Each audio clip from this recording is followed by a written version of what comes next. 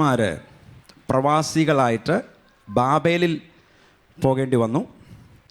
സത്യദൈവത്തെ മറന്ന് അവർ ജീവിച്ചപ്പോൾ ദൈവം അവർക്ക് ഇതിനെക്കുറിച്ച് പ്രവാചകന്മാരിലൂടെ മുന്നറിയിപ്പ് നൽകിയിരുന്നെങ്കിലും അവരത് അവഗണിക്കുകയും തൽഫലമായി ശത്രുക്കളെ യെരുശലേം കീഴടക്കുകയും അതിൻ്റെ മതിലുകൾ തകർത്ത് കളയുകയും ദേവാലയം നശിപ്പിക്കപ്പെടുകയും ചെയ്തു. എന്നാൽ 70 വർഷത്തെ അവരുടെ ബാബേൽ പ്രവാസകാലം കഴിഞ്ഞ് സംഘങ്ങളായ അവർ തിരികെ തങ്ങളുടെ സ്വന്തം ദേശത്തേക്ക് മടങ്ങുവാനായിട്ട് തുടങ്ങി. BC 537 സെരുബാബേലിൻ്റെ നേതൃത്വത്തിൽ ഒന്നാമത്തെ സംഘം യെരുശലേമിൽ മടങ്ങിയെത്തി. BC 458 എസ്രായുടെ നേതൃത്വത്തിൽ രണ്ടാമത്തെ സംഘം യെരുശലേമിൽ മടങ്ങിയെത്തി. അപ്പോൾ ബാബേൽ പ്രവാസത്തിൽ നിന്ന് മടങ്ങി വന്ന മൂന്നാമത്തേതും അവസാനത്തേതുമായ സംഘത്തിൻ്റെ ചരിത്രം വിവരിക്കുന്ന പുസ്തകമാണ് നെഹമ്യാവ്.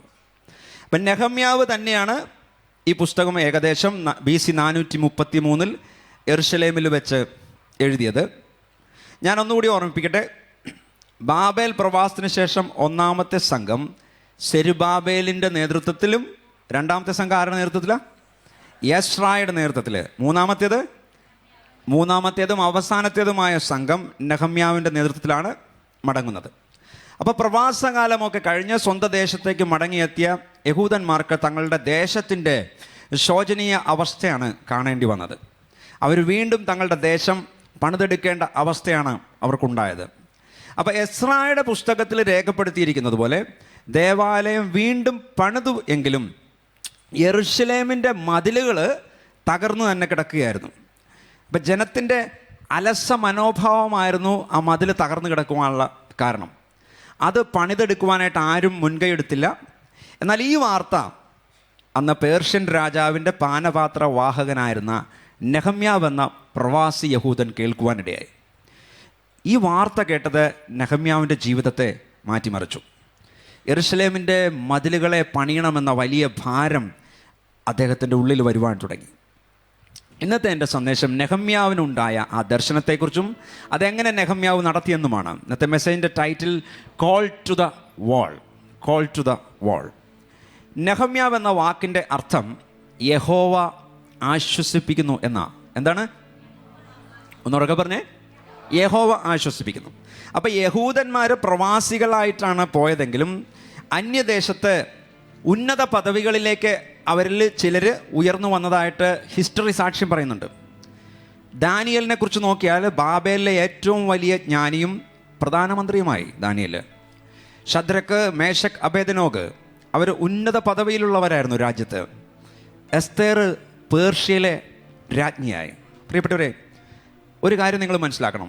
വാല്യൂ ഉള്ളവർ, ദൈവമക്കളായിട്ടുള്ളവർ, വാല്യൂ ഉള്ളവർ പൊളിറ്റിക്സിൽ വരണം, രാജ്യത്തിൻ്റെ രാഷ്ട്രീയത്തിൽ വരണം. ചർച്ചിലെ ചീപ്പ് പൊളിറ്റിക്സ് കളിക്കുന്ന കാര്യമല്ല ഞാൻ പറയണേ.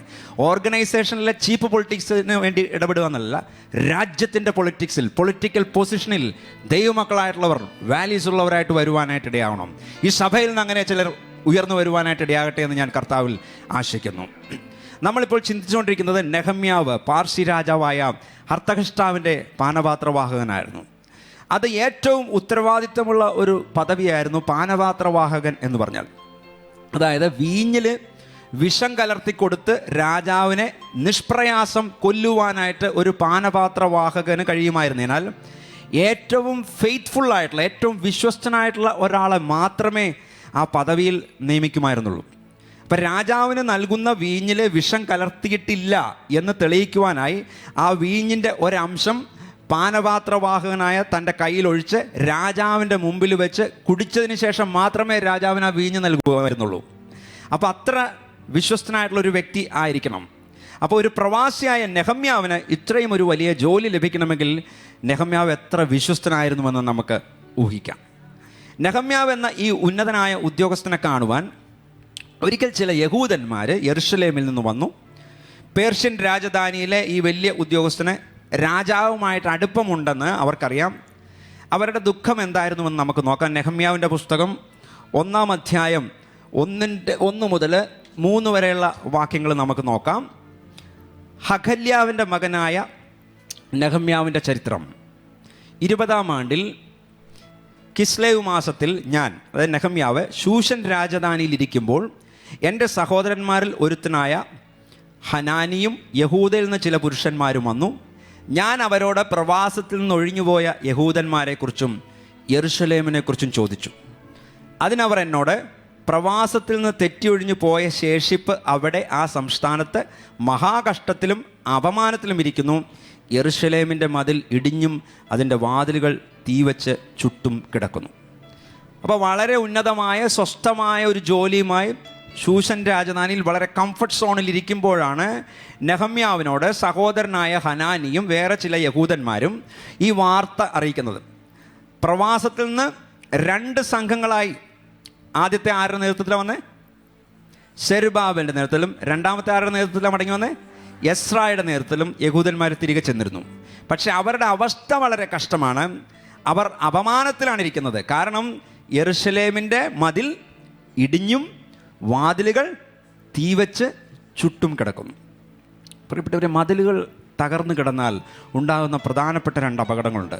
ഒന്ന്, ഏതു നിമിഷവും വീണ്ടും ശത്രുക്കൾ ആക്രമിക്കാം. യാതൊരു സുരക്ഷയുമില്ലാത്ത അവസ്ഥയാണ്. രണ്ടാമത്, ഒരു വേർപാടിന് മതിൽ ആവശ്യമാണ്. പുറത്ത് താമസിക്കുന്ന മറ്റ് ജാതികളുമായിട്ട് സമ്പർക്കത്തിൽ അവർ ദൈവ വഴികൾ വിട്ട് പോകുവാനായിട്ട് ഇടയാകും മതിലുകൾ ഇല്ലാതിരുന്നാൽ എന്ന് നെഹമ്യാവിനറിയാം. അപ്പോൾ മതിലുകൾ തകർന്ന അവസ്ഥ ഒരു ജനതയുടെ ഏറ്റവും ശോചനീയമായിട്ടുള്ള അവസ്ഥയാണ്. വാതിൽ പൂട്ടില്ലാത്ത, അല്ലെങ്കിൽ വാതിൽ പൊളിഞ്ഞു കിടക്കുന്ന വീടിൻ്റെ അകത്ത് താമസിച്ചിട്ടുള്ളവർക്ക് അറിയാൻ പറ്റും എത്ര ഭയപ്പെട്ടിട്ടായിരിക്കും അവർ പൂട്ടില്ലാത്ത വാതിലുള്ള മുറിയിൽ കിടക്കുവാനായിട്ട് ഇടയായിരിക്കുന്നത്. അതിലും കഷ്ടമായിരുന്നു യഹൂദന്മാരുടെ അവസ്ഥ. അപ്പം നെഹമ്യാവ് ഒരുപക്ഷെ ഇങ്ങനെ ചിന്തിക്കാം, അവർ അവിടെ എങ്ങനെയെങ്കിലുമൊക്കെ താമസിച്ചോട്ടെ, ഞാനിവിടെ കൊട്ടാരത്തിൽ സുരക്ഷിതനാണ്, എനിക്ക് നല്ല പൊസിഷനുണ്ട്. ജനം നാശത്തിലായിരിക്കുമ്പോൾ പ്രിയപ്പെട്ടവരെ, ഒരു ദൈവ പൈതലിന്, യഥാർത്ഥത്തിലൊരു ദൈവ പൈതലിന് സ്വസ്ഥമായിട്ടിരിക്കാനായിട്ട് കഴിയില്ല. ഹല്ലേലൂയ. ഈ വാർത്ത അറിഞ്ഞപ്പോൾ മുതൽ നെഹമ്യാവ് എന്ത് ചെയ്തു എന്ന് നമുക്ക് നോക്കാം. ഒരു ദൈവ പൈതൽ ചെയ്യേണ്ട ആദ്യത്തെ കാര്യം തന്നെ നെഹമ്യാവ് ചെയ്തു. എന്താ ചെയ്തേ? തൻ്റെ പ്രയാസവുമായി നെഹമ്യാവ് ദൈവത്തിൻ്റെ സന്നിധിയിലേക്ക് ചെന്നു. പ്രിയപ്പെട്ടവർ, ഒരു പ്രശ്നമുണ്ടായാൽ ആദ്യം മനുഷ്യരുടെ അടുക്കലേക്കല്ല ഓടേണ്ടത്, ആദ്യം കർത്താവിൻ്റെ അടുത്തിലേക്ക് പോകണം നമ്മൾ. നെഹമ്യാവ് 1:4 ഈ വർത്തമാനം കേട്ടപ്പോൾ ഞാനിരുന്നു കരഞ്ഞു. കുറേ നാൾ ദുഃഖിച്ചും ഉപവസിച്ചും കൊണ്ട് സ്വർഗത്തിലെ ദൈവത്തോട് ഞാൻ പ്രാർത്ഥിച്ച് പറഞ്ഞത് എന്തെന്നാൽ, തൻ്റെ ജനത്തിൻ്റെ ദുരവസ്ഥ അറിഞ്ഞ നെഹമ്യാവിന് പിന്നെ കൊട്ടാരത്തിൽ ആണെങ്കിലും സ്വസ്ഥതയില്ല. അവിടെ ഏറ്റവും നല്ല ഭക്ഷണം ലഭിക്കുന്നെങ്കിലും അദ്ദേഹത്തിന് അത് കഴിക്കാനായിട്ട് തോന്നുന്നില്ല. നല്ല കിടക്ക കിട്ടുമെങ്കിലും അദ്ദേഹത്തിന് ഉറക്കം നഷ്ടപ്പെടുന്നു. നെഹമ്യാവ് എന്ത് ചെയ്തു? കരഞ്ഞു, ദുഃഖിച്ചു, ഉപവസിച്ചു, പ്രാർത്ഥിച്ചു. പ്രിയ ദൈവത്തിലെ, നമ്മുടെ ചുറ്റും അനേകർ നാശത്തിലേക്ക് പോകുമ്പോൾ, അനേകർ നരകത്തിലേക്ക് ഓടിക്കൊണ്ടിരിക്കുമ്പോൾ, കർത്താവിനെ അറിയാതെ സ്വസ്ഥതയും സമാധാനവും ഇല്ലാതെ ജീവിക്കുമ്പോൾ, രക്ഷയ്ക്കുള്ള വഴി അറിയാതെ അവർ ഇരുട്ടിൽ തപ്പിത്തടയുമ്പോൾ, പ്രിയപ്പെട്ടവർ, നമ്മൾ സുഖമായിട്ട് ഉറങ്ങുകയാണോ? നാം നല്ല ഭക്ഷണം കഴിച്ച് നമ്മുടെ വീട്ടുകാര്യം മാത്രം നോക്കി സ്വസ്ഥമായിട്ടിരിക്കുകയാണോ? കഴിഞ്ഞ ദിവസം ഞാനൊരു വാർത്ത വായിച്ചു. നേപ്പാളിലെ സരിയപൂർ ഗ്രാമത്തിൽ ഇക്കഴിഞ്ഞ നവംബർ 26-ന് 6000 പോത്തുകളെയും 1,00,000 ആടുകളെയും പ്രാവ്, എലി തുടങ്ങിയ അസംഖ്യം ജന്തുക്കളെയും ദേവപ്രീതി ലഭിക്കുവാനായിട്ട് ക്ഷേത്രത്തിൽ കഴുത്തറുത്തു കൊന്നു.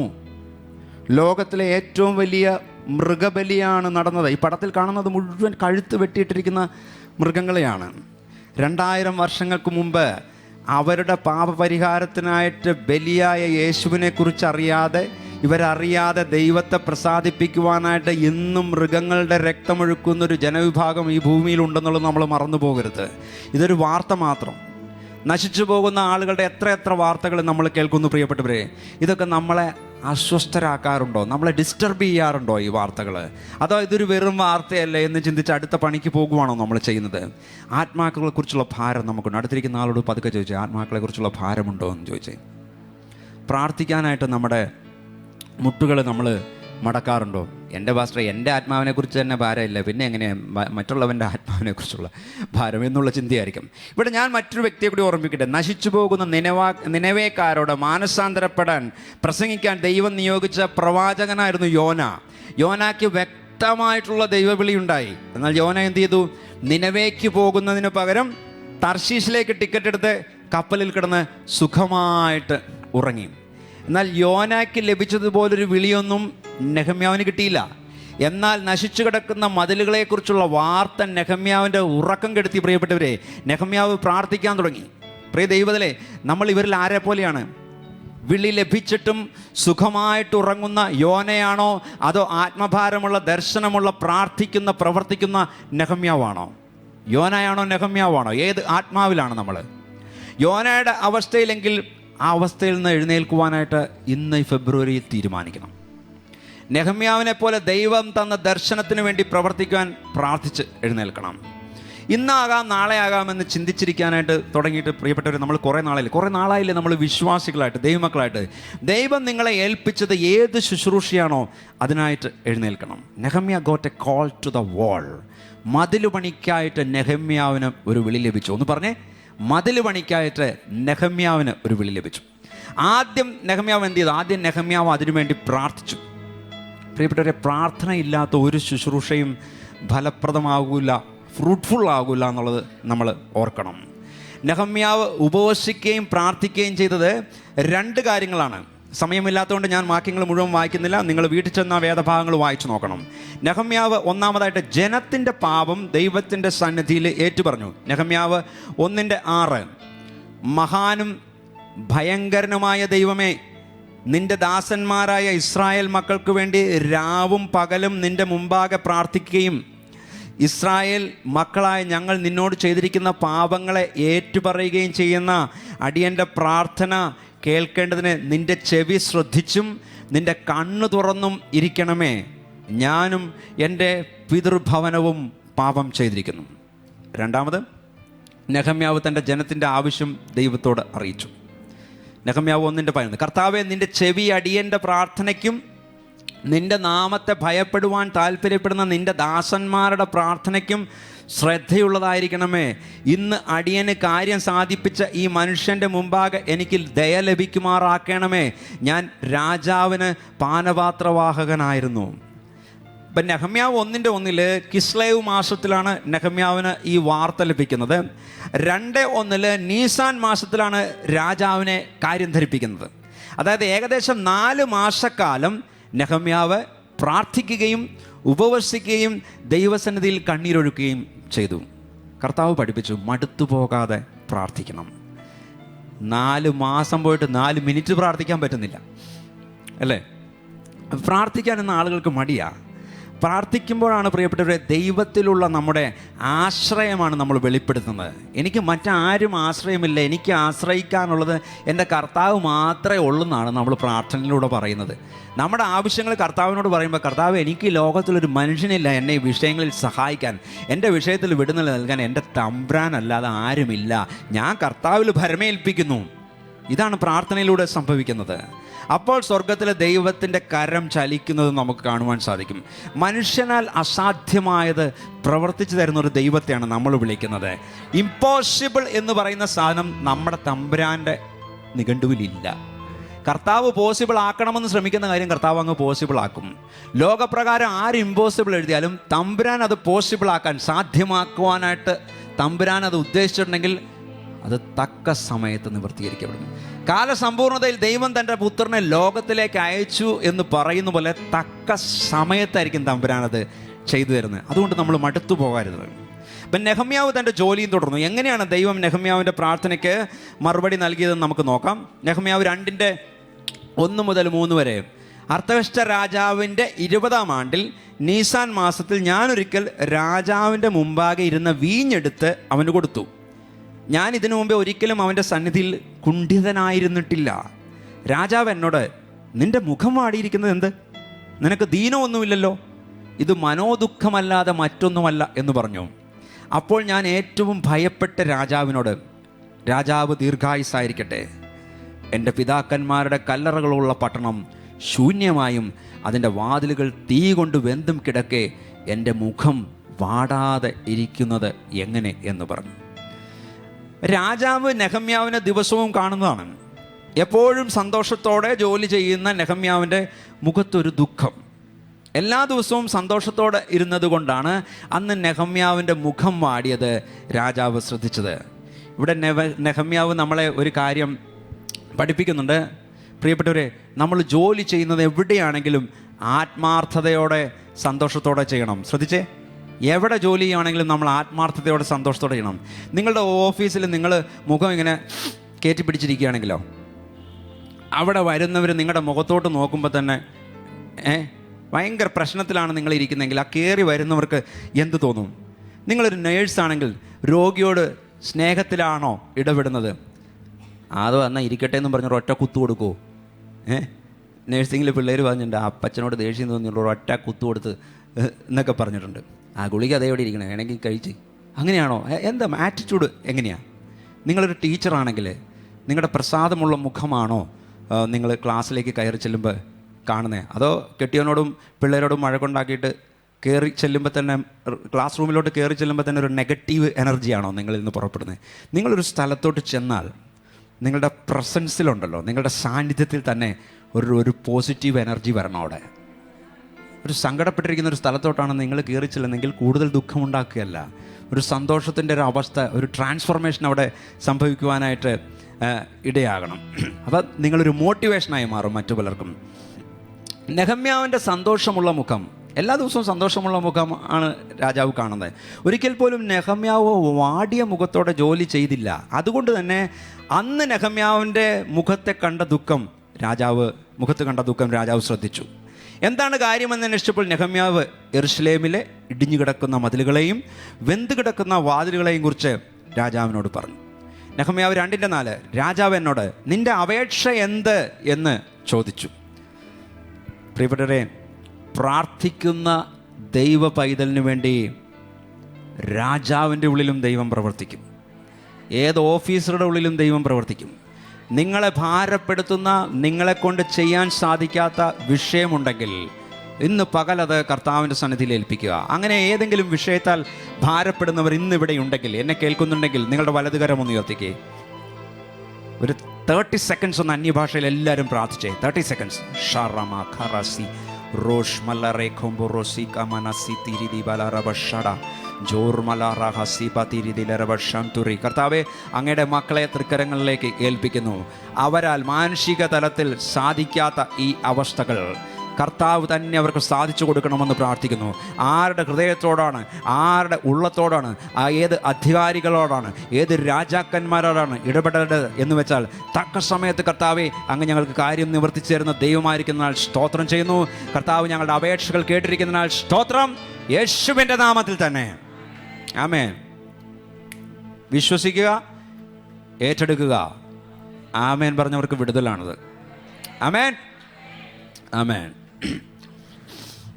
നെഹമ്യാവ് 2:4, ഉടനെ ഞാൻ സ്വർഗത്തിലെ ദൈവത്തോട് പ്രാർത്ഥിച്ചിട്ട് രാജാവിന് തിരുവള്ളമുണ്ടായി. അടിയന് തിരുമുമ്പിൽ ദയ ലഭിച്ചുവെങ്കിൽ അടിയനെ യഹൂദയിൽ എൻ്റെ പിതാക്കന്മാരുടെ കല്ലറകളുള്ള പട്ടണത്തിലേക്ക് അത് പണിയേണ്ടതിനൊന്ന് അയക്കണമേ എന്ന് പറഞ്ഞു. അപ്പോൾ രാജാവ് ചോദിച്ചു. എന്നാൽ ആവശ്യം പറയാമെന്നല്ല, രാജാവ് ചോദിച്ച ഉടൻ പ്രാർത്ഥിച്ചിട്ട് നെഹമ്യാവ് തൻ്റെ ആവശ്യം രാജാവിനോട് പറഞ്ഞു. ഇപ്പം നെഹമ്യാവ് 2:6, അതിന് രാജാവും രാജ്ഞിയും അരികെ ഇരുന്നിരുന്നു. നിന്റെ യാത്രയ്ക്ക് എത്ര നാൾ വേണം? നീ എപ്പോൾ മടങ്ങി വരും എന്നെന്നോട് ചോദിച്ചു.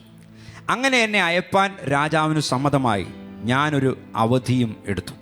അപ്പം തൻ്റെ ഏറ്റവും വിശ്വസ്തനായ നെഹമ്യാവിന് രാജാവ് ഒരു ലോങ് ലീവ് നൽകി. മതിൽ പണിയുവാൻ, അതുമാത്രമല്ല പണിക്ക് ആവശ്യമായ മരം നെഹമ്യാവ് രാജാവിനോട് ചോദിച്ചു. അതും രാജാവ് നൽകി. തൻ്റെ ആവശ്യങ്ങൾ നടക്കുമ്പോൾ നെഹമ്യാവ് പറയുന്ന സാക്ഷ്യം 2:8 അവസാന ഭാഗത്ത് കാണാം. എൻ്റെ ദൈവത്തിൻ്റെ ദയയുള്ള കൈ എനിക്ക് അനുകൂലമായിരുന്നതുകൊണ്ട് അത് രാജാവ് എനിക്ക് തന്നു. Hallelujah, hallelujah, hallelujah. എൻ്റെ കഴിവ് കൊണ്ടാണ്, എൻ്റെ വാക്സാമർത്ഥ്യം കൊണ്ടാണ്, എൻ്റെ ജോലിയുടെ ക്ഷേമം കൊണ്ടാണ്, എൻ്റെ ഫിനാൻഷ്യൽ സ്റ്റെബിലിറ്റി കൊണ്ടാണ്, എൻ്റെ പ്രാർത്ഥനയുടെ ശക്തി കൊണ്ടാണെന്നൊന്നും ആരും പുകഴ്ച പറയരുത് പ്രിയപ്പെട്ടവരെ.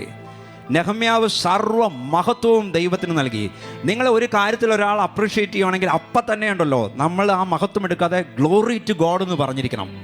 എന്നെ ഒരു ദൈവദാസൻ പഠിപ്പിച്ചതാ. പാട്ട് നന്നായിരിക്കുന്നു, പ്രസംഗം നന്നായിരിക്കുന്നു, അങ്ങനെ എന്തെങ്കിലും പറഞ്ഞാൽ സ്തോത്രം, കർത്താവിന് സ്തോത്രം. ആ മഹത്വം അപ്പം തന്നെ നമ്മൾ കർത്താവിന് കൊടുക്കണം. നമ്മുടെ പുകഴ്ച ഒന്നുമല്ല, ദൈവത്തിൻ്റെ കൃപ നമ്മുടെ മേൽ വ്യാപരിക്കുന്നത് കൊണ്ടാണ് പല കാര്യങ്ങളും നമുക്ക് ഫേവറബിളായിട്ട് മാറുന്നത്. സ്വർഗത്തിലെ ദൈവത്തിൻ്റെ കരം നമ്മളോട് കൂടെ ഇരിക്കുന്നത് കൊണ്ടാണ്. അപ്പം നമ്മുടെ ജീവിതത്തിൽ ഒരു കാര്യവും നടക്കുമ്പോൾ നാം സ്വയം പുകഴ്ച പറയുകയാണോ അതോ ദൈവത്തിന് മഹത്വം കൊടുക്കാറുണ്ടോ എന്ന് നമ്മൾ ശ്രദ്ധിക്കണം. അങ്ങനെ നീണ്ട ഒരു അവധി എടുത്ത പേർഷ്യൻ കൊട്ടാരത്തിലെ ഉന്നത ഉദ്യോഗസ്ഥനായ നെഹമ്യാവ് പടനായകന്മാരും കുതിരപ്പടാളികളുമായി മതിൽ പണിയുവാനായിട്ട് പുറപ്പെട്ടു. യെരുശലേമിൽ എത്തിയ ശേഷം രാത്രിയിൽ നെഹമ്യാവ് ചുറ്റി നടന്ന് ഇടിഞ്ഞു കിടക്കുന്ന മതിലുകളും തീവെച്ച് ചുട്ടരിച്ച് കിടക്കുന്ന വാതിലുകളും നോക്കിക്കണ്ടു. അതിനുശേഷം നെഹമ്യാവ് ജനത്തെ വിളിച്ചുകൂട്ടി. നെഹമ്യാവ് 2:17-18. അനന്തരം ഞാൻ അവരോട്, യെരുശലേം ശൂന്യമായും അതിൻ്റെ വാതിലുകൾ തീ കൊണ്ട് വെന്തും കിടക്കുന്നതായി നാം അകപ്പെട്ടിരിക്കുന്ന ഈ അനർത്ഥം നിങ്ങൾ കാണുന്നുവല്ലോ. വരുവിൻ, നാം ഇനിയും നിന്നാപാത്രമായിരിക്കാതെ വണ്ണം യെരുശലേമിൻ്റെ മതില് പണിയുക എന്ന് പറഞ്ഞു. എൻ്റെ ദൈവത്തിൻ്റെ കൈ എനിക്ക് അനുകൂലമായിരുന്നതും രാജാവ് എന്നോട് കൽപ്പിച്ച വാക്കുകൾ ഞാൻ അറിയിച്ചപ്പോൾ അവർ നാം എഴുന്നേറ്റ് പണിയുക എന്ന് പറഞ്ഞു. എല്ലാവരും ഒന്ന് ഒരുമിച്ച് പറഞ്ഞേ, നാം എഴുന്നേറ്റ് പണിയുക. ഒന്ന് ഉറക്കെ ഒന്ന് പറഞ്ഞേ, നാം എഴുന്നേറ്റ് പണിയുക. 2 കരങ്ങൾ ഉയർത്തി ഉച്ചത്തിലൊന്ന് പറഞ്ഞേ, നാം എഴുന്നേറ്റ് പണിയുക. ആമേൻ. അങ്ങനെ അവർ ആ നല്ല പ്രവൃത്തിക്കായി അന്യോന്യം ധൈര്യപ്പെടുത്തി എന്ന് പറയുന്നത്. അടുത്തിരിക്കുന്ന ആക്കൊന്ന് കരം കൊടുത്തിട്ട് പറഞ്ഞേ, മുഖത്ത് നോക്കി പറഞ്ഞേ, നാം എഴുന്നേറ്റ് പണിയുക എന്ന് പറഞ്ഞേ. 3-ാമത്തെ മിനിറ്റ് പണി കൊടുക്കുന്ന കാര്യമല്ല പറഞ്ഞ്, നമുക്ക് ഒരുമിച്ച് അവനിട്ടൊരു പണി കൊടുക്കാം, അതല്ല ഉദ്ദേശിച്ചത് കേട്ടോ. നാം എഴുന്നേറ്റ് ദൈവരാജ്യത്തിന് വേണ്ടി നമുക്ക് പണിയാം. എന്നാൽ അപ്പം നെഹമ്യാവിൻ്റെ കൂടെ ഈ മതിൽ പണിക്ക് നിൽക്കുവാനായിട്ട് ദൈവം നെഹമ്യാവിൻ്റെ കൂടെ ഒരു നല്ല ടീമിനെ കൊടുത്തു. എന്നാൽ മതിൽ പണി അത്ര എളുപ്പമായിരുന്നില്ല. പല വിധത്തിലുള്ള തടസ്സങ്ങൾ നെഹമ്യാവ് നേരിട്ടു. നമ്മുടെ ജീവിതത്തിലും ദൈവത്തിൻ്റെ ഗൈഡൻസ് വെച്ച് ഇറങ്ങുമ്പോൾ, ഒരു വേല തുടങ്ങുമ്പോൾ ഇതുപോലെയൊക്കെയുള്ള തടസ്സങ്ങൾ വരാം. നെഹമ്യാവ് നേരിട്ട തടസ്സങ്ങൾ എന്താണെന്ന് നോക്കാം. Oppositions against call to the wall. Ridicule എന്ന് വെച്ചാൽ പരിഹാസം. പറഞ്ഞേ, പരിഹാസം. നെഹമ്യാവ് പണി തുടങ്ങേണ്ട താമസം 3 നേതാക്കന്മാർ നെഹമ്യാവിനെയും കൂട്ടരെയും ഒരു മയമില്ലാതെ പരിഹസിക്കുവാനായിട്ട് എഴുന്നേറ്റു. ആരൊക്കെ? ശമരിയയിലെ ഗവർണർ സൻബല്ലത്ത്, അമോന്യനായ തോബിയാവ്, അറബി നേതാവായ ഗേശേം. ചില്ലറക്കാരൊന്നുമല്ല എഴുന്നേറ്റത്. സൻബല്ലത്ത്, തോബിയാവ്, ഗേശേം, ഈ 3 നേതൃത്വത്തിൽ പരിഹസിച്ച് ഇവരുടെ പണിയെ തളർത്തുവാനായിട്ട് ശ്രമിച്ചു. നെഹമ്യാവ് 2:19. എന്നാൽ ഹേറോന്യനായ സൻബല്ലത്തും അമോന്യനായ ദാസൻ തോബിയാവും അരാബ്യനായ ഗേശേമും ഇത് കേട്ടിട്ട് ഞങ്ങളെ പരിഹസിച്ചു നിന്ദിച്ചു. നിങ്ങൾ ചെയ്യുന്ന ഈ കാര്യമെന്ത്? നിങ്ങൾ രാജാവിനോട് മത്സരിക്കുവാൻ ഭാവിക്കുന്നുവോ എന്ന് ചോദിച്ചു. ഞാനും ഓർക്കുന്നു, 7 വർഷം മുമ്പ് ഇവിടുത്തെ ചർച്ച് തുടങ്ങുന്ന സമയത്ത് ഇങ്ങനത്തെ ഒരുപാട് പരിഹാസം കേട്ടു. പാട്ടുകാരന്മാരെല്ലാവരും കൂടി തബയുണ്ടാക്കാനായിട്ട് തൃപ്പൂണിത്തുറയിലേക്ക് ഇറങ്ങി ഇങ്ങനെയൊക്കെ കേട്ടിട്ടുണ്ട്. ഇങ്ങനത്തെ പരിഹാസങ്ങളൊക്കെ വരാം കേട്ടോ. പക്ഷെ നമ്മളൊരു കാര്യം മനസ്സിലാക്കണം, വിളിച്ച ദൈവം വിശ്വസ്തനാണ്. നമുക്ക് ദർശനം തരുന്നത് തമ്പുരാനാണ്, മനുഷ്യരുടെ ദർശനത്തിലല്ല. അപ്പോൾ അവർ ചോദിച്ചു, ഈ കാര്യം നിങ്ങൾ രാജാവിനോട് മത്സരിക്കുവാൻ ഭാവിക്കുന്നുവോ എന്ന് ചോദിച്ചു. നിങ്ങൾ ദൈവവിളി അനുസരിക്കുമ്പോൾ ഇതുപോലെ പരിഹസിക്കാൻ സൻബല്ലത്തും തോബിയാവും ഗേശവും ഒക്കെ എഴുന്നേക്കാം എന്ന് മനസ്സിലാക്കുക. പരിഹസിക്കുമ്പോൾ മനസ്സ് മടുത്തിട്ട് അവർ മതിൽ പണി നിർത്തുമെന്നാണ് ഇവർ വിചാരിച്ചത്. എന്നാൽ നെഹമ്യാവിൻ്റെ നേതൃത്വത്തിൽ പണി തുടർന്നുകൊണ്ടേയിരുന്നു. നെഹമ്യാവ് 4:1-3 വരെ. ഞങ്ങൾ മതിൽ പണിയുന്നുവെന്ന് സൻബല്ലത്ത് കേട്ടപ്പോൾ അവൻ കോപവും മഹാരോഷവും കൊണ്ട് യഹൂദന്മാരെ നിന്ദിച്ചു. ഒരു കാര്യം മനസ്സിലാക്കുക, എന്തുകൊണ്ടാണ് ആളുകൾ നിങ്ങളെ പരിഹസിക്കുന്നതെന്നറിയാമോ? ഉള്ളിൽ അവർക്ക് നിങ്ങളോട് ഇഷ്ടമല്ല. ആ ഇഷ്ടമില്ലാതെ അങ്ങോട്ട് പകയായിട്ട് മാറിയിട്ട് പിന്നെ നിങ്ങളെക്കുറിച്ച് എന്തൊക്കെ പറഞ്ഞ് പരത്തി നാറ്റിച്ച് നശിപ്പിക്കാൻ പറ്റുമോ അതിനുള്ള സകല ശ്രമവും അവർ നടത്തുവാനായിട്ട് ഇടയാവും. അപ്പം നമ്മളെ തളർത്തുവാൻ വേണ്ടി ഒന്നാമത്തെ ആയുധം നമ്മളെ അങ്ങ് പരിഹസിച്ച് നശിപ്പിക്കും, നാണം കെടുത്തി കളയുവാനുള്ള ശ്രമമാണ്. അടുത്ത പ്രാവശ്യം നിങ്ങളെ ഒരാൾ പരിഹസിക്കുമ്പോൾ നിങ്ങളിത് ഓർക്കണം, നിങ്ങൾ തളർന്നു പോകരുത്. ഹല്ലേലൂയ. അടുത്തിരിക്കുന്ന ആൾക്ക് കരം കൊടുത്തിട്ട് പറ, തളർന്നു പോകരുതെന്ന് പറ, വാടിപ്പോകരുതെന്ന് പറ, ഉറച്ചു നിൽക്കണമെന്ന് പറ. ഈ ദുർബലന്മാരായ യഹൂദന്മാർ എന്ത് ചെയ്യാൻ പോകുന്നു? അവരെ സമ്മതിക്കുമോ? അവർ യാഗം കഴിക്കുമോ? ഒരു ദിവസം കൊണ്ട് ഇങ്ങനെ പണി തീർത്ത് കളയുമോ? വെന്ത് കിടക്കുന്ന ഈ ചണ്ടിക്കൂമ്പാരങ്ങളിൽ നിന്ന് അവരെന്നെ കല്ല് ജീവിപ്പിക്കുമോ എന്നിങ്ങനെ തൻ്റെ സഹോദരന്മാരും ശമരിയ സൈന്യവും കേൾക്കെ പറഞ്ഞു. അപ്പോൾ അവൻ്റെ അടുക്കൽ നിന്നിരുന്ന അമോന്യനായ തോബിയാവ് അവരെങ്ങനെ പണിതാലും ഒരു കുറുക്കം കയറിയ അവരുടെ കന്മതിൽ ഉരുണ്ട് വീഴും. മനസ്സിലായോ? അടുത്ത സാധനം, ആദ്യത്തെ തടസ്സം ഇതായിരുന്നു, അവർക്ക് കഴിവില്ല. അവർ പണിതാൽ മതിൽ ഒരു കുറുക്കം കയറിയ വീഴും. പക്ഷേ ഈ പരിഹാസങ്ങൾ കേട്ടപ്പോഴും നെഹമ്യാവ് പ്രാർത്ഥനയിൽ കാര്യം ദൈവസന്നിധിയിൽ സമർപ്പിച്ച് പണി തുടർന്നുകൊണ്ടിരുന്നു. ഹല്ലേലൂയ. അപ്പോൾ ഒന്നാമത്തെ തടസ്സം എന്തായിരുന്നു? പരിഹാസമായിരുന്നു. രണ്ടാമത്തെ തടസ്സം റാറ്റ് എന്ന് വെച്ചാൽ പീഡനം. പരിഹസിച്ചിട്ട് മതിൽ പണി തുടരുന്നത് കൊണ്ട് അടുത്ത പണി തുടങ്ങി. അവരോട് കോപം ജ്വലിച്ചിട്ട് അവരെ പീഡിപ്പിക്കുവാനായിട്ട് തുടങ്ങി. നെഹമ്യാവ് 4:6-9 വരെ. അങ്ങനെ ഞങ്ങൾ മതിൽ പണിത് വേല ചെയ്യുവാൻ ജനത്തിന് ഉത്സാഹമുണ്ടായിരുന്നതുകൊണ്ട് മതിൽ മുഴുവനും പാതി പൊക്കം വരെ തീർത്തു. യെരുശലേമിൻ്റെ മതിലുകൾ അറ്റകുറ്റം വരുന്നു എന്നും ഇടിവുകൾ അടഞ്ഞു തുടങ്ങിയെന്നും അവർ റിപ്പോർട്ട് ഇങ്ങനെ പോകുന്നുണ്ട്. മതിൽ പണി നടക്കുന്നുണ്ട്, ഇങ്ങനെ കയറി വരുന്നുണ്ട്, ഓരോ ദിവസം പണി നടക്കുന്നുണ്ട് എന്ന് സൻബല്ലത്തും തോബിയാവും അരാബ്യരും അമോന്യരും അസ്തോദ്യരും കേട്ടപ്പോൾ അവർക്ക് മഹാകോപം ജനിച്ചു. യെരുശലേമിൻ്റെ നേരെ ചെന്ന യുദ്ധം ചെയ്യേണ്ടതിനും അവിടെ കലക്കം വരുത്തേണ്ടതിനും അവർ ഒക്കെ ഒന്നിച്ചുകൂടി കൂട്ടുകെട്ടുണ്ടാക്കി. ഞങ്ങളോ എന്ത് ചെയ്തു? ഞങ്ങളുടെ ദൈവത്തോട് പ്രാർത്ഥിച്ചു. ഹല്ലേലൂയ. ആര് കൂട്ടുണ്ടാക്കിയാലും, ആര് കൂട്ടുണ്ടാക്കി പൊളിക്കാൻ നോക്കിയാലും നമ്മൾ ദൈവത്തോട് പ്രാർത്ഥിച്ചാൽ ഈ കൂട്ടം കൂടിയവൻ പിരിയും എന്നല്ലാതെ ഒന്നും സംഭവിക്കില്ല. ഞങ്ങളോ ഞങ്ങളുടെ ദൈവത്തോട് പ്രാർത്ഥിച്ചു. അവരുടെ നിമിത്തം രാവും പകലും കാവൽക്കാരെ ആക്കേണ്ടി വന്നു, കുറച്ച് സ്ട്രെയിൻ ചെയ്യേണ്ടി വന്നു. നിന്ദിച്ചും പരിഹസിച്ചും ദൈവത്തിൻ്റെ പ്രവർത്തനങ്ങളെ തടസ്സപ്പെടുത്താനായിട്ട് സാത്താൻ നോക്കും പ്രിയപ്പെട്ടവരെ. എന്നിട്ടും ദൈവമക്കൾ തകരുന്നില്ലെന്ന് കാണുമ്പോൾ പീഡിപ്പിച്ച് തളർത്താനായിട്ട് നോക്കും. അത് രാജ്യത്തിൻ്റെ പല ഭാഗത്തായിട്ട് നടന്നുകൊണ്ടിരിക്കുക.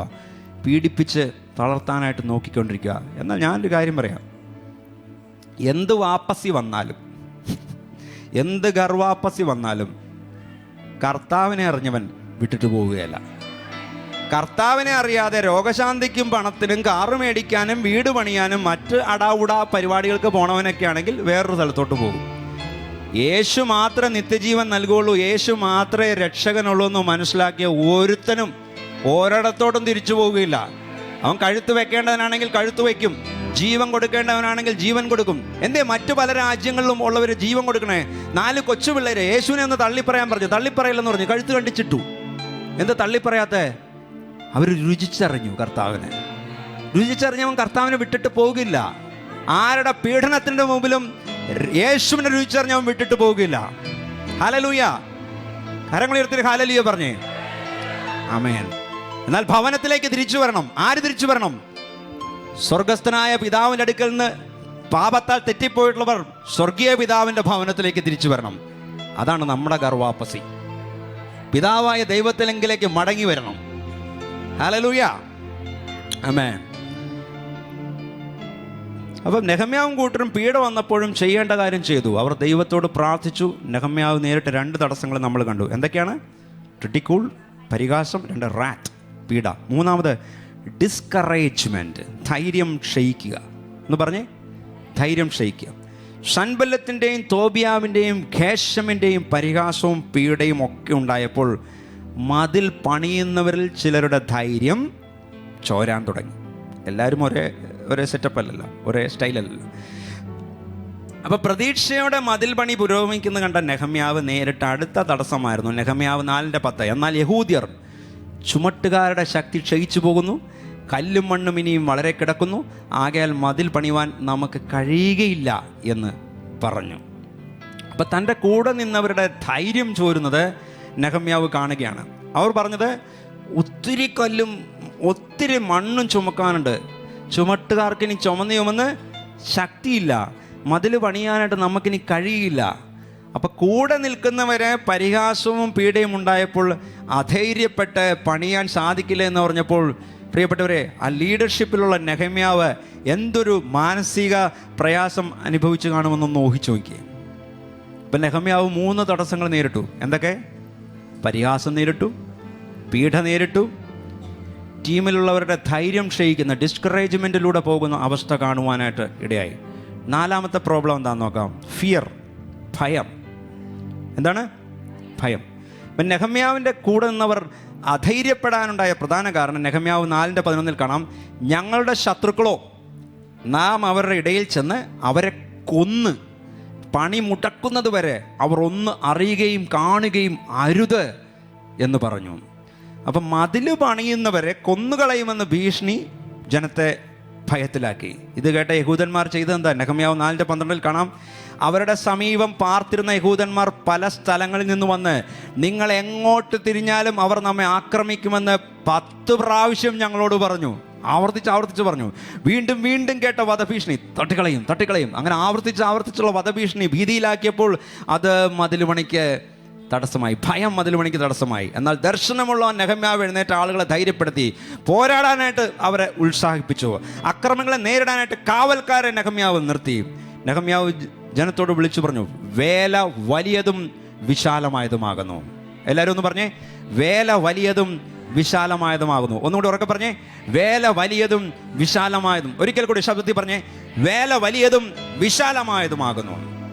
അപ്പം നിങ്ങളുടെ കൂടെയുള്ളവരുടെ ധൈര്യം ചോരുന്ന കണ്ടാൽ നെഹമ്യാവിനെ പോലെ നിങ്ങൾ ധൈര്യപ്പെടുത്തണം, അധൈര്യപ്പെട്ടു പോകരുത്. ഇപ്പം നെഹമ്യാവ് നേരിട്ട് 4 തടസ്സങ്ങൾ കണ്ടു പണിയിൽ. എന്തൊക്കെയാണ്? റിഡിക്യൂൾ, പരിഹാസം; റാറ്റ്, പീഡ; 3 ഡിസ്കറേജ്മെൻറ്റ്; 4 ഫിയർ, ഭയം; 5 ഇൻറ്റേർണൽ സ്ട്രൈഫ്, ഉള്ളിലെ പ്രശ്നങ്ങൾ. മതിൽ പണിക്ക് ഇത്രയും നേരം നേരിട്ടത് പുറത്തു നിന്നുള്ള പ്രശ്നങ്ങളായിരുന്നെങ്കിൽ അടുത്തതായി വന്നത് അവരുടെ ഉള്ളിൽ തന്നെയുള്ള പ്രശ്നമായിരുന്നു. മഴയുടെ അഭാവം മൂലം ദേശത്ത് കഠിന ക്ഷാമമുണ്ടായി. ദരിദ്രർ ആഹാരം വാങ്ങുന്നതിനും നികുതി കൊടുക്കേണ്ടതിനുമായി സമ്പന്നരോട് പണം കടം വാങ്ങിയിരുന്നു. അതിന് അമിതമായിട്ട് ദരിദ്രരുടെ അടുക്കൽ നിന്ന് പലിശ മേടിച്ച് യഹൂദന്മാരുടെ ഇടയിൽ തന്നെയുള്ള സമ്പന്നർ കൂടുതൽ സമ്പന്നരാവുകയും പാവപ്പെട്ടവരുടെ പുരയിടങ്ങളെയൊക്കെ പണയമായിട്ട് വാങ്ങി പല ദരിദ്രന്മാരെയും അവരുടെ ഇടയിലുള്ളവരെ ഈ സമ്പന്നന്മാർ അടിമകളാക്കി. അപ്പം യഹൂദന്മാരുടെ ഉള്ളിൽ തന്നെ നടക്കുന്ന ഈ അന്യായം സമ്പന്നന്മാരും ദരിദ്രന്മാരും തമ്മിൽ അവിടെ വഴക്കുകൾക്ക് കാരണമായിട്ട് തീർന്നു. അപ്പം ഈ ഉള്ളിൽ നടക്കുന്ന വഴക്ക് സോൾവ് ചെയ്യാനായിട്ട് ലീഡർഷിപ്പ് നെഹമ്യാവ് മുൻകൈയെടുത്തു. നെഹമ്യാവ് 5:7, ഞാൻ എൻ്റെ മനസ്സുകൊണ്ട് ആലോചിച്ച ശേഷം പ്രഭുക്കന്മാരെയും പ്രമാണികളെയും ശാസിച്ചു. അവൻ പ്രഭുവാണല്ലോ, അവൻ കാശുള്ളവനാണല്ലോ എന്ന് വിചാരിച്ച് പേടിച്ചൊന്നും ഇരുന്നില്ല. നിങ്ങൾ ഓരോരുത്തൻ താൻ്റെ സഹോദരനോട് പലിശ വാങ്ങുന്നുവല്ലോ എന്ന് അവരോട് പറഞ്ഞ് അവർക്ക് വിരോധമായി ഞാനൊരു മഹായോഗം വിളിച്ചു കൂട്ടി. ഈ യോഗത്തിൽ വെച്ച് യഹൂദന്മാരായ സമ്പന്നർ ചെയ്യുന്ന അതിക്രമം നെഹമ്യാവ് അവരെ ബോധ്യപ്പെടുത്തുകയും ദരിദ്രന്മാരുടെ വസ്തുവകൾ മടക്കി നൽകുകയും ചെയ്തു. അങ്ങനെ നെഹമ്യാവ് യഹൂദന്മാരായ ദരിദ്രരും സമ്പന്നരുമായ ആളുകളുടെ ഇടയിലെ പ്രശ്നം നെഹമ്യാവ് സോൾവ് ചെയ്തു. അപ്പം ദൈവജനത്തിന് പുറത്തു നിന്ന് പരിഹാസം, പീഡ എല്ലാം വരാം. എന്നാൽ ദൈവസഭയുടെ അകത്തുണ്ടാകുന്ന പ്രശ്നങ്ങൾ ദൈവവേലയ്ക്ക് തടസ്സമുണ്ടാക്കുമെന്ന് മനസ്സിലാക്കി നമ്മളത് ഒരു മനസ്സോടെ പരിഹരിച്ച് മുന്നോട്ട് നീങ്ങണം പ്രിയപ്പെട്ടവരെ. ഹല്ലേലൂയ. അപ്പം മതിൽ പണിക്ക് നെഹമ്യാവ് നേരിട്ട 5 തടസ്സങ്ങൾ നമ്മൾ കണ്ട്. എന്തൊക്കെയാണ്?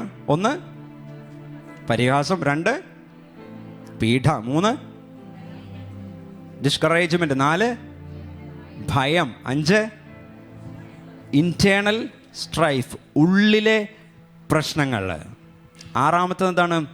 ലേസിനെസ്, മടി.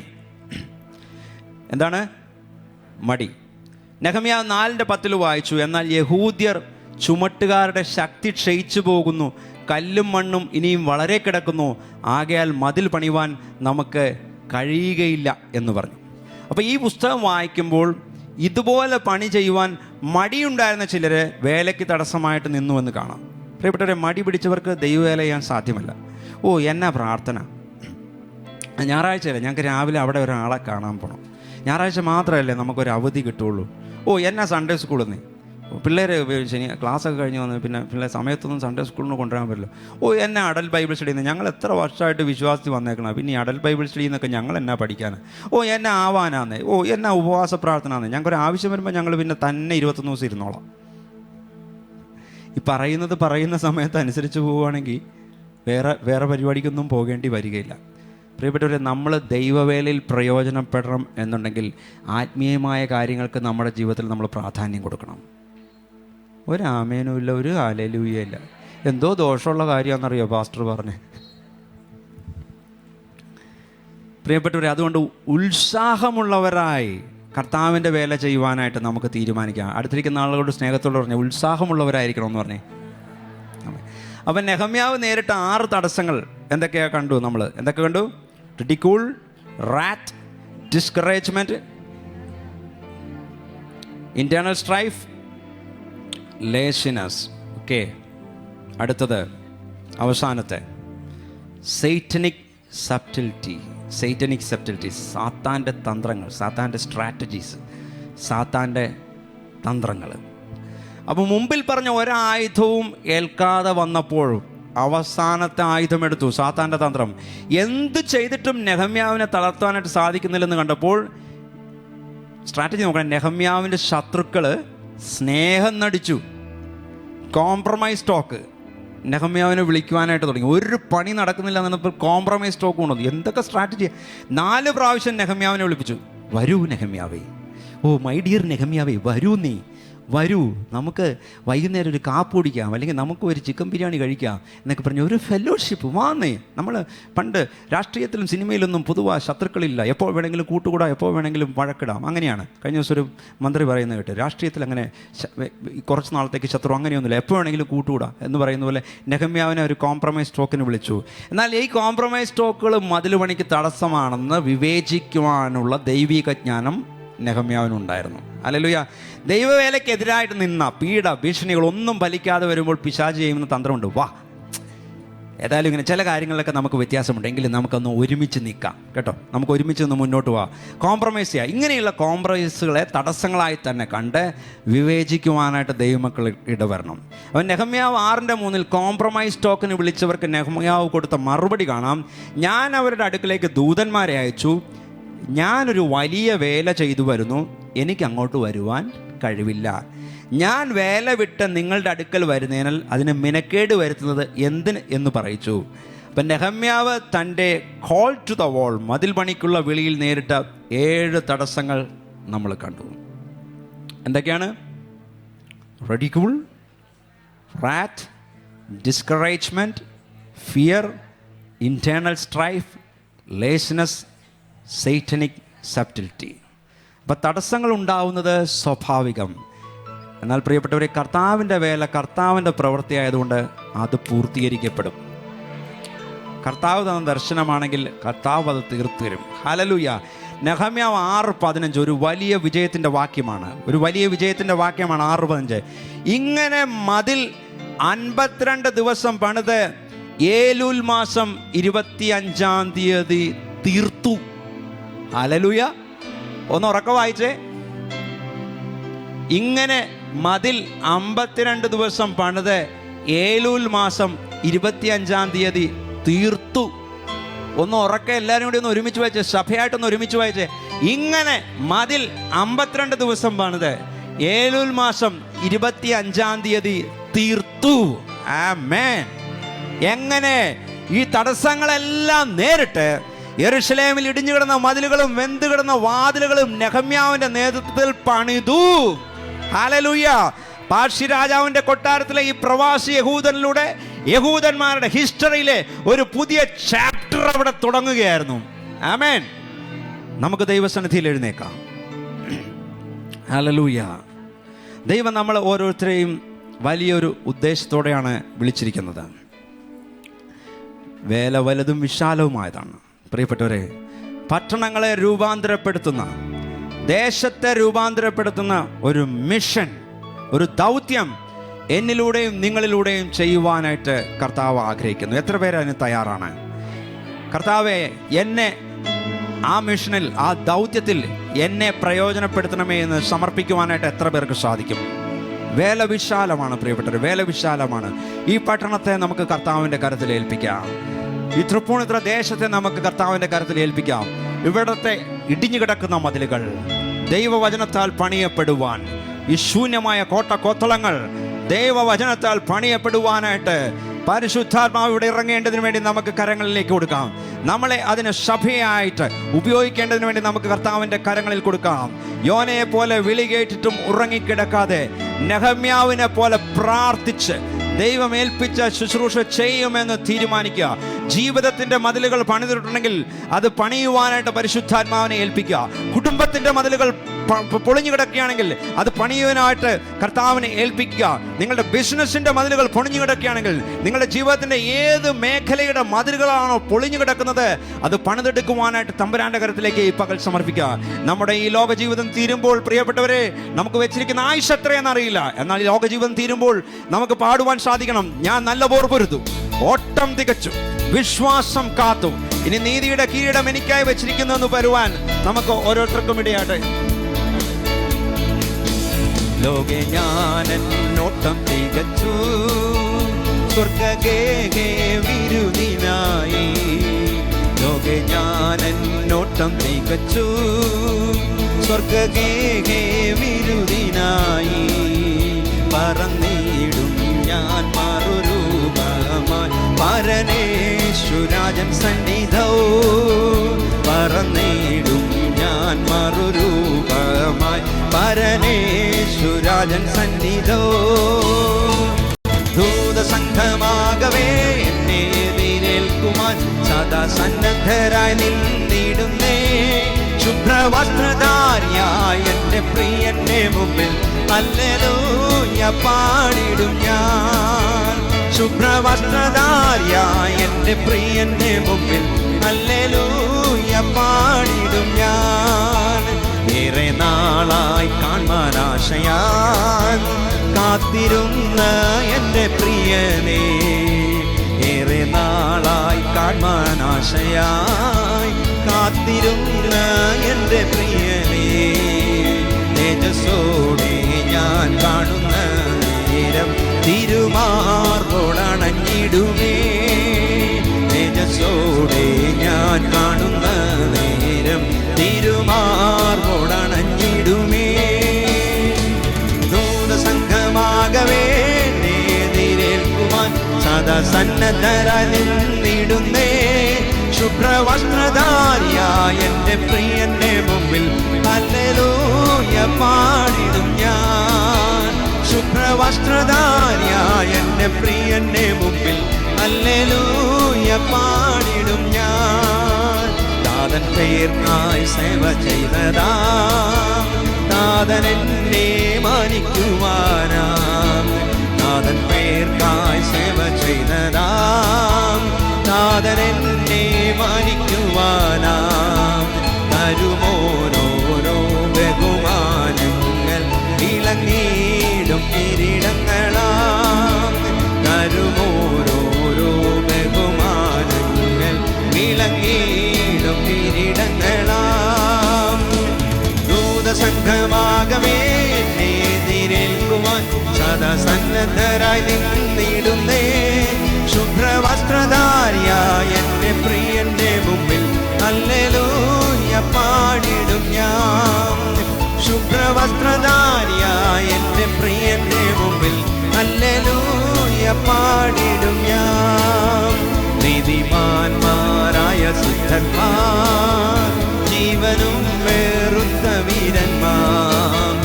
നീതിമാന്മാരായ സിദ്ധന്മാർ, ജീവനും വേറുത്ത വീരന്മാർ. വീണകളേന്തി ഗാനം പാടുമ്പോൾ ഞാനും ചേർന്നു പാടിടുമേ. വീണകളേന്തി ഗാനം പാടുമ്പോൾ ഞാനും ചേർന്നു പാടിടുമേ.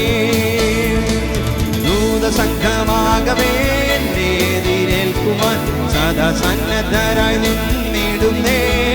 ശുഭ്രവസ്ത്രധാരിയായ എൻ്റെ പ്രിയന്റെ മുമ്പിൽ ഹല്ലേലൂയ പാടിടും ഞാൻ. ശുഭ്രവസ്ത്രധാരിയായ എൻ്റെ പ്രിയന്റെ മുമ്പിൽ ഹല്ലേലൂയ പാടിടും ഞാൻ. കൈകളാൽ തീർക്കപ്പെടാത്തതാ പുതുശാലേ നഗരമതിൽ. കൈകളാൽ തീർക്കപ്പെടാത്തതാ പുതുശാലേ നഗരമതിൽ. സദകാലം ഞാൻ മണവാട്ടിയായി പരനോടു കൂടെ വാഴുമേ. സദകാലം ഞാൻ മണവാട്ടിയായി പരനോടു കൂടെ സംഘമാകവേ എന്നെ എതിരേൽക്കുവാൻ സന്നദ്ധരായി നിന്നിടുന്നേ.